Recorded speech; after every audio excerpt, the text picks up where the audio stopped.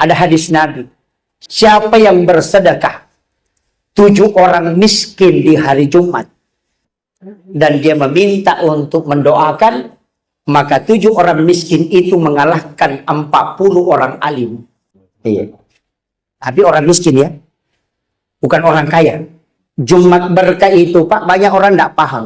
Dalam kitab Iyana itu 2. Sedekah makanan dan sedekah uang.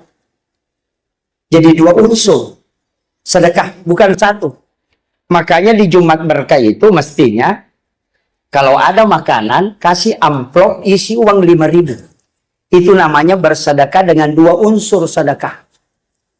Bagikan biar 7 orang. Nanti selesai sholat Jumat, pulang ke rumah. Jangan di masjid berdoa. Pulang ke rumah, nanti sampai di rumah, sholat sunnah hajat 2 rakaat baru berdoa.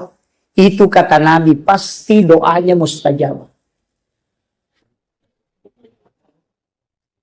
Itu kisahnya ada orang tidak punya keturunan. Dia gagak anak-anak. Nah, minta supaya dia didoakan.